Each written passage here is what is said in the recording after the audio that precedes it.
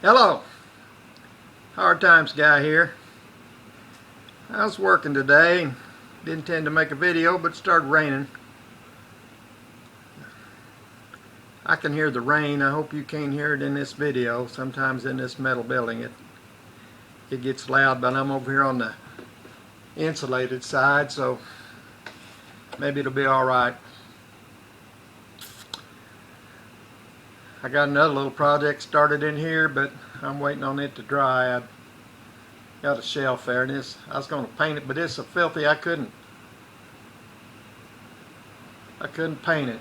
It's too dirty to even cover up with paint. It had some crusty stuff on it, so I turned the hose on it. Then I rubbed it off with a sponge and dried it off with a towel. It's sitting there. I need to let it dry. Probably tomorrow now before I paint it. I don't know what today is, sometime in April, but my birthday was last month. First day of spring. I'm a spring chicken. March 20th. That happened to be a Saturday, so Betty and I took off on a road trip that day. Kind of a little day trip, road trip. And Betty indulges me for special occasions. Since it's my birthday, she agreed to go along with me on this thing, and I think sometimes it's just she's something pretty special. Puts up with me and takes care of me. She agreed to go on this road trip, and we weren't going to do the kind of things that she really likes to do, and she knew it, but we went. And we started out east on 50 from our house, and first place we come to is that little place over Brownstown called Rough and Rusty. Just as you're entering Brownstown from the west on 50, little antiques shop there in the storefront. Just, I don't know whether it's actually in Brownstown or it's in Ewing, but I'm going to call it Brownstown. Just right there about where you turn off to go down to Ewing. The place is called Rough and Rusty. Young fellow named Eugene Harris, I think his name is. He runs the place, him and his mom, although I ain't seen his mom there in a while. Hadn't seen him there in a while either. They started during COVID, and during this past winter they started just being open on Saturday and Sunday. And so I'd stopped there 2 or 3 times and had caught them there. You could call them and they'll come out there some, if you can get a hold of them, but I don't like doing that. Don't like bothering people at home and making them come when I know probably I'm too tight to buy anything. Although I have bought several things from them. But I met them when they first opened that little shop. I don't know how long ago it's been, 2 or 3 years. And then I run into them again at a couple of years ago at the Fort Valonia Days festival in the fall. And that was the year I set up over there and hauled a bunch of stuff over there and did their 2-day flea market thing. By the way, I got best of show just from taking stuff out of my barn, hauling it over there. They said I was the best dealer of that type that they had that year. So that tickled me. And I sold a lot of stuff. And that particular day I sold a lot of stuff to Eugene and his mom. So they didn't remember me from that. I ran into him again over at Orleans at an auction and talked to him about some things. I recognized him, reintroduced myself to him. Anyway, I said a lot of stuff just to say that as our first stop on our road trip, we stopped there and took Betty's picture out there in front of their sign. I said, get over, I'm going to take the picture. And she got over and left her mask on. I didn't even think about it until I'd already taken the picture and she'd walked away. But I said, you left your mask on. She's a pretty little old girl. I like to take her picture without that mask. But anyway, sign of the times. Sitting out there on the front porch of that place was a box. It was an old bread box. And it looked to be mostly white, but had yellow. And I figured that yellow place was where it used to have a sign on it. And I looked for a price on it and didn't see one, but when I got indoors, I asked him about it, and he told me it had the sign on it and had I forget what kind of bread. It might have been colonial bread. I think he still had the sign, but it's pretty rusty and crusty. He took it off and had it for sale separate from the box on the inside. And then he said it had 7 Up. It said 7 Up on both ends of it, and he'd already sold those signs. So one of them old bread boxes. I like them. I've had several of them. I've remanufactured a couple of them, maybe 3.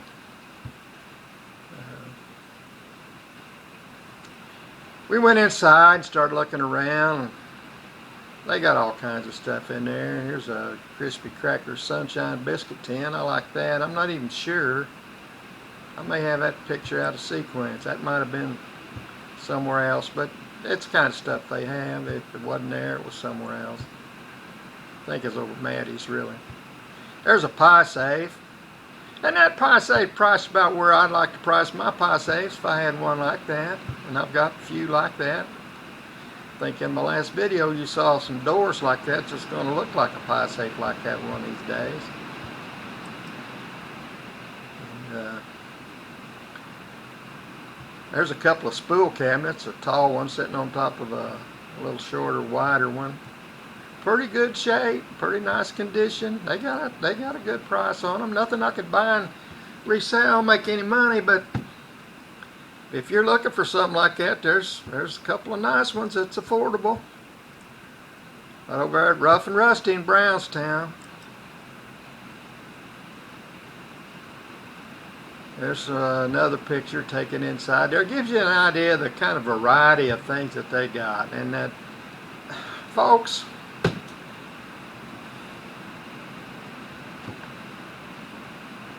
there's places that call themselves antique shops round about nowadays.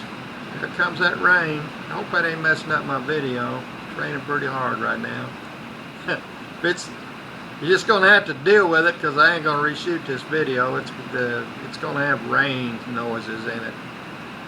So be something you can play at night when you're having trouble going to sleep. You can play this video and listen to that rain go to sleep.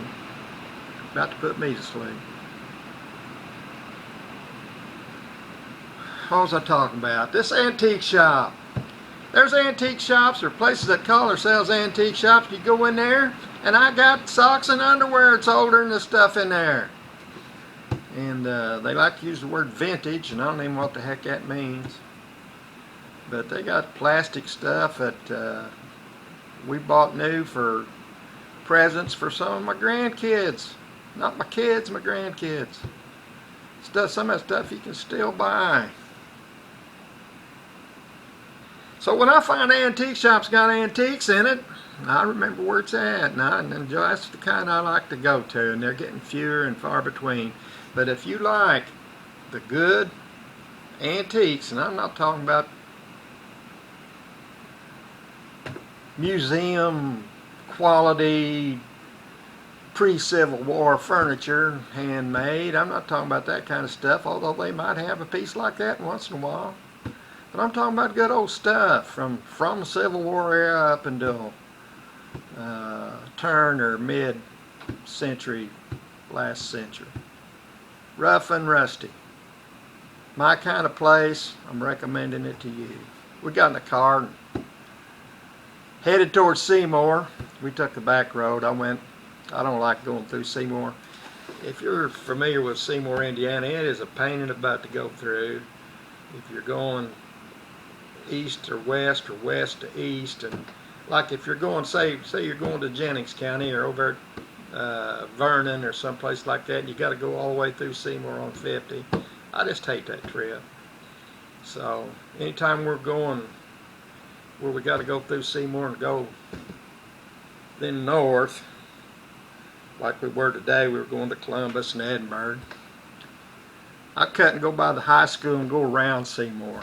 If I need to get back over on 31 or 65, I do it up there the azalea turnoff or somewhere like that. But that's the way we went. We was going looking for a place that's actually north of Seymour, just off 31, maybe, I don't know, where it's a quarter mile off there, not even that far if you're going north out of Seymour on 31.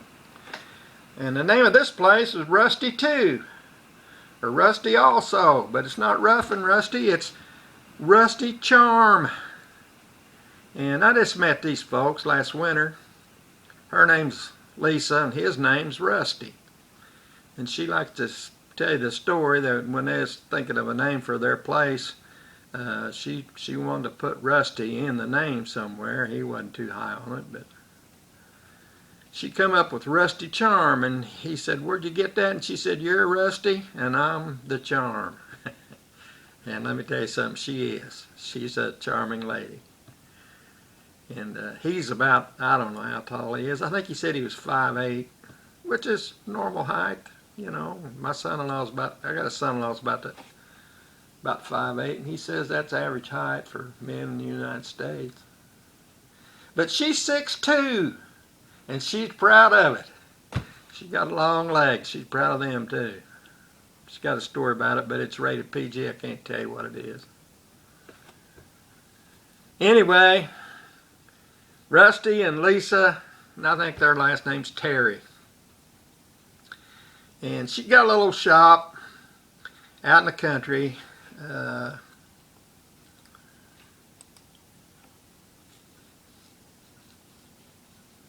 Pardon me. They're just north of Seymour, just off 31. This picture here is taken inside her shop. I don't know. I got these pictures all out of whack, but there's a picture taken inside of her shop, and that's a typical kind of a thing that she's got. She's got antiques too.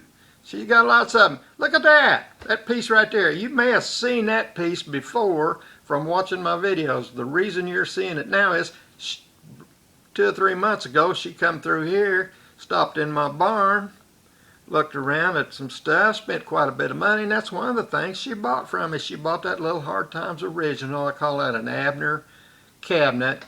Wall hanging, 10-door cabinet. Sweet little wall hanging cabinet. She bought that. She still got it. It's there in her shop. She bought a truckload of stuff. There is outdoors. You can see my shadow there. What a picture that is. I do that all the time. Not very good at taking pictures. Don't pay no attention to what's going on. I'm just looking, pointing the camera, and there I am trying to take a picture of that. That's one of them old railway carts. Got that, and I ruined the effect of the picture because it's got really cool cast iron wheels, big ones under the middle of it, and they're intricate and cool looking. And they had that, and I took a picture of it. I ended up buying that from them, and I sold it already to Steve Wolfenbarger. If you don't know who Steve Wolfenbarger is, he owns 2 or 3 businesses that all have to do with antiques. He runs a White River Arts and Antiques mall south of Bedford on 37 and 50, just across the river going south or west, whichever way you want to think you're going. He runs that place, and he's got a business, I don't know, something Woodworks or Wolf's Woodworking or Rustic Creations. I think it's got 2 or 3 names, but what he does is he takes stuff like that and turns it into really cool things. Like the last one of those I saw that he turned it into a kitchen island, and it was sweet. He buys barns and tears them down for the wood, and he uses barn wood and rough sawed lumber and what do you call that, live edge boards. You got any thick walnut or oak or ash live edge planks that you're looking for a market for, instead of cutting them up for firewood, go see him. He buys that stuff and turns it into something fantastic. He's really good at having a vision for things like that. Anyway, I sold him that thing. Got that Rusty Charm. There's another thing she bought from me in that trip, first trip they made over here. that thing hanging on the wall there, and it wasn't a thing hanging on the wall, it's a thing sitting in the corner, and I sold it to her for little or nothing. But she had a vision for it, and there's what it was. She took that thing home, turned it upside down, put some pegs on it, hung it on the wall, and she got them primitives hanging on there. Looks really good. She said, "Come here and look at what I've done with that thing that you sold me." There's another picture of it, back a little further. I had to agree with her. It did look really good. I wished I'd have thought of something like that. Instead of gotten the few pennies I got for selling her that thing, I could have got a big price for it. And if you want to pay for it, now she's got it for sale in her shop. There it is. I like it. She likes it. You see it, and that's the kind of thing you like, you'd like it. There's a picture outdoors at the shop, and it just in a, I don't know what you call that. I'd call it a little pole barn, but I think they call it a garage, or I don't know what they call it. But it's just outside their shop there, just outside their house. And if they ain't open, it's just kind of like here, only she actually does try to run a business and keep it open. I don't. You can go there and pull in the driveway and honk your horn or knock on the door. They'll come and open it up for you if it ain't open. There's another thing she had, and I liked that. That is I didn't even know what it was till I pulled the drawer out on it, and it's those drawers in it are printer's cabinet drawers, and that's what that is. It's a printer's table. See that little thing on the end there? It's got a shelf. That shelf will hang down flush to the side of the table, or it can adjust all the way up to, I think that's as high as it goes, but different ways to, you're printing off the top of that table, and you can run whatever it is you're printing off into different places by adjusting that shelf. And of course your typeset stuff goes in those drawers. It's got metal legs on it. It's just a cool little piece. I've never seen one like it. I've seen a lot of printers cabinets, but I've never seen one like that, and I kind of liked it. I asked her about it, and she said, "I got a do not want to sell it price on that thing." That's a term she got from me. She was over here, and she had a cabinet. She liked the cabinet I had, and I said, "I'll sell it to you, but I got a do not want to sell a price on it because I like it. Don't really want to sell it." We didn't come to no deal on it, but that day we did. I saw that. She told me about her do not want to sell a price, and I chuckled because I knew what she was referring to, and I said, I thought about it a little bit, and I said, maybe we can work a trade on your do not want to sell it and my do not want to sell it. In short stories, make a long story short, it was too late to do that. That's what we did. We worked out a trade. There's another view of the place. You can see I think I'm still in the truck when I took that picture. There's the front of my truck. That lady in the picture, that's not anybody I know. That's the customers leaving when we pulled in. So that good looking guy there, you probably recognize him. That's me. And we moved on down the road. We left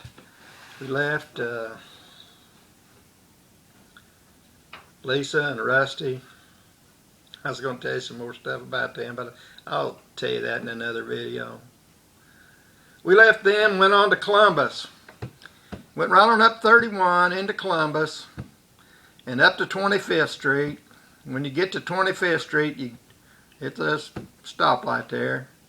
You get in the turn lane and to turn left. And when you can do it safely, you turn left, and just right out there about halfway down the block there's a place called Mattie's. M-A-T-T-I-E-S, and it's known in places. It's a little mall. It's in a little building. You're looking at it right there. They got a lot of junk outside. And a lot of don't let that, let me say this, don't let that junk outside discourage you from going inside. And not that that's bad junk, it isn't. There's a lot of good stuff out there, but in my humble opinion, most of that stuff outside there is overpriced. Shouldn't be as much it is for what it is. And the first time I was ever there, I looked at that and almost didn't go in. I thought, these people are nuts. The prices they got on some of this stuff. I'd look at something, it'd be $30, and I'd say, look at this, Betty. They want $30 for this, and they can buy the same thing from me out of the barn for $6. Or look at this. They think that thing's worth $150, and I got one I'll sell for $25. That kind of thing. So I almost didn't go in. But when you get inside, it's I guess they don't want to mess with that stuff. Although I did buy something from outside there one day. When you get inside, it's a good place. They got lots of good stuff in there. They got lots of good vendors. Their vendors have got fair prices. I bought quite a bit from there. I've been there several times. Every time we go over to the ball game, and we can get there before they close, I'll try to get in there. Anytime I'm in Columbus, I try to get to that place, and because I like it, like the people. I don't know what her name is. Some lady runs the place. Probably Maddie. I don't know. I've talked to her several times. She's told me her name, and I got her card somewhere, but I don't know where it's at. Anyway, I'm standing there looking at something. I like that door right there, but it's an old door off of a window in a barn or something. I like it. It's the kind of thing that my Hard Times Chronicle sign's painted on. But they want a little too much for it. So, anyway, went inside. Right there's an example of something that they have on the inside there. It's a little old metal box. I don't know whether they had candy in it or what to start with, but it's a box. It was attractive. I like it. And I think, yeah, I bought it. I bought that box. Sitting over there on the table by the TV. In fact, I think it's got it's the one we keep the information about the booster from internet up here in that box.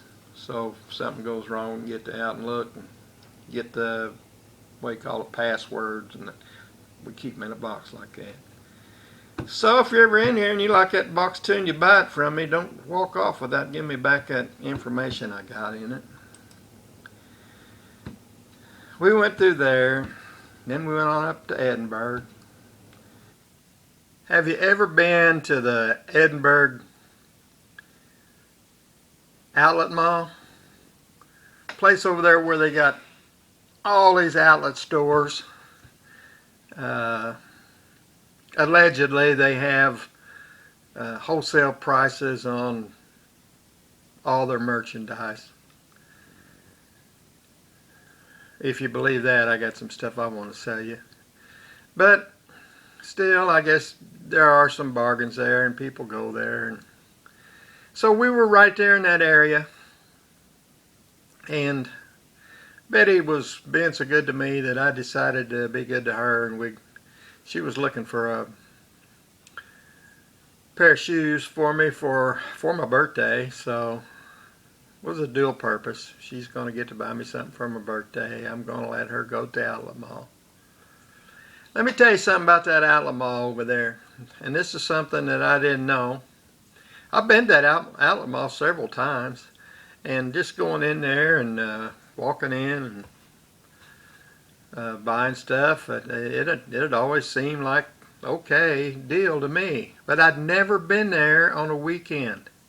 So I was there on a Saturday afternoon, and there's a couple of things about that place. One, the way to get in there and get out is a little narrow, poorly designed bottleneck. And two, on the weekend, especially a nice day like this one was, that place it's crawling with people. I couldn't believe the amount of people that were there.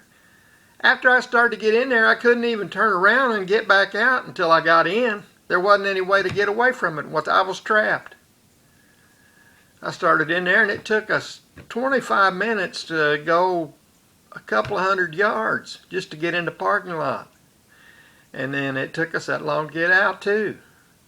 But while we were there, we tried to go to the store we wanted to go to. There was a Skechers store there.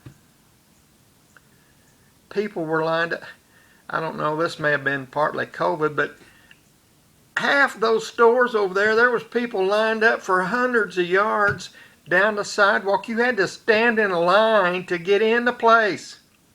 Then, when you got in it, Couldn't see nothing. Wall-to-wall people. Couldn't get close to anything. Couldn't move around. Excuse me, pardon me, can I? A person has to be, like me, woefully ignorant of how it was there, or insane. There's only two reasons you'd ever go there on a Saturday. But we went. We went to the, between Maddie's and 76, exit 76 Antique Mall. We went to the outlet store. So that was a part of the day, the only poor part of the day we had. And there's, of course, you all know what's in Edinburgh. That's the 76, exit 76 Antique Mall. It's another place. If I'm over at Columbus, I try to get to that. I seen a place the other night in somebody's video about it's close to there, maybe across the road. I know it's in Edinburgh. It's a can't remember the name. I think it's got Vic. The guy's name's Vic. I think that's in the name of it somehow. But it looked like a place I'd like. Next time I get over, I'm going to find that place and go to it too. There's something that... You see that corner cupboard sitting back in the corner there? It's in the 76 Antique Mall. Now that's the kind of stuff I like. That corner cupboard is something I looked at that and I thought, wow, look at that. And I went and looked at it and liked it even better when I got close to it, because it's two pieces. That top piece sits on top of another piece. You don't have to waller that great big thing around. It'd still be too heavy for me to handle by myself in two pieces, but that is a really sweet old corner cupboard with old paint on it. Man, I liked it. And I thought, you know what? I might get off my feet and try to buy this. Wonder what they want for it. There's another view of it. There it is again. See, boy, look at that. Isn't that? I really like it. Guess what? The people that own it, they really like it too. Look at that. Look at that. What's that say there? It's come out of Eastern Ohio, two-piece cupboard, circa 1820. They think it's about 1820. And they're probably, they could be right. It could be that old. Man, that's sweet. They want $8,400 for that. And I don't know, there might be some place where that cupboard's worth $8,400. But I tell you this, I just absolutely love it. And I got $8,400. If I wanted to buy it, I could. Probably wouldn't even miss the money. But wow, times have changed. And stuff like that, I don't know where that's ever worth $8,400. But nowadays, with $8,400, I guarantee if you was patient and took about a year, you could buy 20 of them. Maybe not just exactly like that one, but you could buy. But I got one over in the corner it's not as sweet as that one. Don't get me wrong. I got a good one over there. I think it's cherry. It's two-piece. Not quite as primitive, not quite as old, but it's old. And heck, I could buy 30 or more of them for what they want for this one. But it looks good sitting there. And it stopped me in my tracks, got me to talk about it for 15 minutes. There's another, that's a little cabinet there. I'm not even going to tell you what they wanted for it. But that one right there is similar to a lot of them that I have. I like them that size. I like them where you can pick them up, hang them on the wall if you want to. I like that look, that era. That's mid-1800s. I like that. And I've had several of them. I'll have more. I got some of them now. In fact, that little red one that was over on the wall that Lisa traded me for, that printer's table, was a lot like that one. I liked mine better than that one, but I like them. If you like them, this is a good place to come, because the ones I got don't bring near as much money as they want for that one.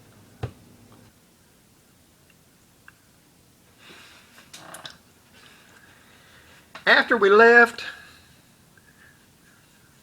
76 Antique Mall. It was still earlier than we normally eat, but we hadn't eaten anything since whatever we, I don't remember whether we didn't have any breakfast, but we might have had a piece of toast or a roll or something like that before we left the house that morning when we was drinking our coffee. And we decided to try to get something to eat, and we'd noticed there was a Max and Irma's over in Edinburgh. And we always liked Max and Irma's. There's one in Seymour, didn't stay in business very long. They, for some reason, didn't make it, and we never did get in there to eat, but there was one there, and then the only other one that I was ever close to was the one in Evansville, and we ate there several times. They closed it too now. I don't know. I don't know why they can't stay in business, because they got good food, good service. Everything about my Max and Irma experience has been good. And we went to the Max and Irma's in Edinburgh. Betty had the cod dinner. It was excellent. And I had shrimp, Cajun shrimp and pasta. And it was excellent too. And I knew it would be, because that's what I always ate in Evansville when we ate there. Back then, it's before I found out that shrimp was one of the things that triggered my gout and made me miserable. So I don't eat shrimp very often anymore. I don't eat it nearly as much of it or nearly as often as I used to. But it's my birthday, what can I tell you? And we're at Max and Irma's, and so I ordered their Cajun shrimp pasta, and it was delicious. Shrimp were nice, big, size of my thumb shrimp. About twice as many of them as I expected for the price. And the Cajun spiced pasta was delicious. So we ate dinner at Max and had a nice dinner. Nice waiter. He was good and efficient. Took good care of us. Max and Irma's in Edinburgh. I'd recommend it to you. We left there and headed home. We decided to take Route 58. We're on the way home now. I don't know if you're familiar with Southern Indiana, but we got a highway called, the number's 58, Highway 58. It's one of them little two-lane highways. It's rural, and it goes, heck, I don't know. I think maybe it's 58 that goes over through if you're going west.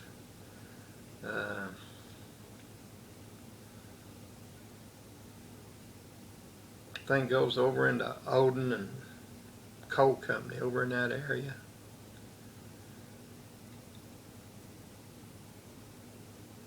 If you're going east, you can go clear to Columbus on 58, and I don't know where it goes beyond there, but it's a windy, hilly, scenic route. If you're wanting to go real fast, don't go that way. If you're in a hurry, don't go that way. If you're in a hurry on that road, it's dangerous. But if you just want to go see some Southern Indiana countryside, it's a pleasant drive. Or if you like, a lot of people like roads like that when they're riding their motorcycles and stuff. It's a good road for that. We decided to take 58 from Columbus back home, and we did. And I stopped here. This is a little place called Norman Station, Indiana. And what you're looking at there is the Norman store. Actually, you're looking at more than the store. I don't know how long ago it's been that place was a store. You can see the front of my truck there, and over on that side, right side of the picture, is the building that was actually the store. And you see that porch that's on it, the tin roof. That new pole barn construction looking stuff on the left side of it, the people, there used to be some people, and years ago that store ceased operating as a store, and somebody turned it into a restaurant. And not long after they turned it into a restaurant, they added on that red part, and they put a dance floor in there. But I don't know how long ago has it been that the line dancing was popular. Probably 20 years ago, maybe. I don't know, maybe longer than that. I never did get into that, but I had a daughter that did. She married some redneck hillbilly from Martinsville that she met line dancing. And I've raised him into a pretty good boy. His name's John. Anyway, they turned that into one of them dancing places along with it being a restaurant. And then they did that for a while. Now the whole place is closed and everything's out of business. There ain't nothing there. But the old store's there, and I told Betty, I said, stop, I'm going to take a picture of this. Of course, she said, why? We're on the way home. She's ready to go home. Back in the day when I was a young man, I was skinny and my hair was dark, and I used to bird hunt behind a bird dog named Billy. I used to grouse hunt up in that area, and when I was in that area around noontime, I'd go to that store right there, and I'd go inside to the deli, and I'd get a mincemeat or honey loaf or ham, cheese, mustard, mayonnaise, whatever I was in the mood for that day. Get me a sandwich and a bag of chips and a Big Red or a orange soda. Come back out there, and there was a big old bread box sitting on that porch. Big, I don't remember what kind of bread it was. It might even not said what kind of bread it was, but it was one of them boxes that the bread delivery man came and put the bread in for when the grocer got there that morning. He'd take the lock off and open up get his bread for that day. And there's one of them on the porch of that store, big one, heavy duty, bright orange, and it had a, not sure, but I think the lid was covered with galvanized metal. Might not have been. That might be a different one I'm thinking of. But anyway, it's big. It's big enough that when you set up on it, your feet didn't hit the ground. Your feet was dangling. But me and my hunting buddy, we'd get up on that box and sit there in the breeze and drink our pop and eat our sandwich. And so, Norman Store, Norman Station, Indiana. Still there. There's another picture of it. Moved down the road and took another picture of it so I could get my truck out of the picture. Right next to it, that's the old original Norman post office. And I want you to look at that. They got a sign. There's a sign. That little short sign right there next to the door tells you that was the old Norman, Indiana post office originally. That's what that building was. They're proud enough of it to make a sign, but whoever was proud enough of it to make a sign, that person must have died. Because look at that place. They've let it go. It's sad. It's sad to see something like that. I might send Ron Bortner up there. Those of you who don't know who he is, he's a local guy, goes around taking interesting pictures. Great photographer. And he posts them on Lawrence County Then and Now. That's a Facebook website. Get on there and look at it. Look up Ron Bortner or look up Lawrence County Then and Now and look at some of his pictures. Man, he's good. I just love looking at his pictures. And he could take a picture of that and it'd be a lot better picture than the one I took. But that's the kind of thing you might take a picture of. Post office. There it is, backed up from a little bit. And they've let it, it's got a bunch of junk inside it. The daggone door standing open, they might go in there and vandalize it. Looked like somebody had been going in there and doing stuff they shouldn't have been doing. It's sad that little place with the history it's got has come to this. But there it is. And next time I'm through there, it's all to be gone. I don't know, but I got a picture of it. We come on in from there. I come down and turned on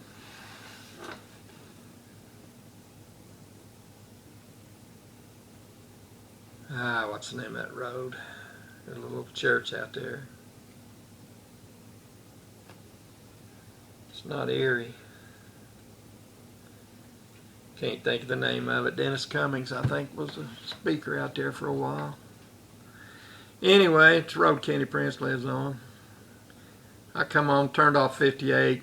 It's right there next to the farm where Leatherwood Creek originates. There's a spring up on that hill, and the big branch of Leatherwood Creek comes out of that spring, runs down the hill, and starts around through there, snakes out and goes through Heltonville, and comes down here to where, close to where I live. And it's a pretty big creek by the time it gets here.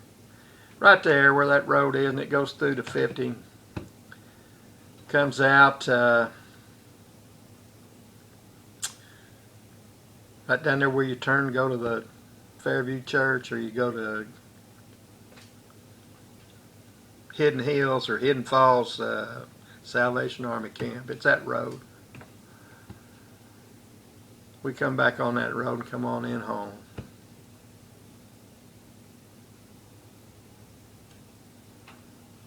Anyway, 74 years old. That was a fun day I had. Saturday, March 20th. And took a few pictures, and that's the story of it. This video and that last one been a little bit different than a lot of them I made, but hopefully you enjoyed it, and if you did, why, good, and if you didn't, that's okay too. Subscribe to my channel. Like this video if you can. Share it with your friends on Facebook and Twitter and whatever you call them other people that you do. Share it. My name's Luke Mooneyham. Send me a friend request and I'll put you on my Facebook list, and we'll be friends, and you can keep up with my videos from now on if you're not one of those people that's already doing it. Till the next time, have a good day.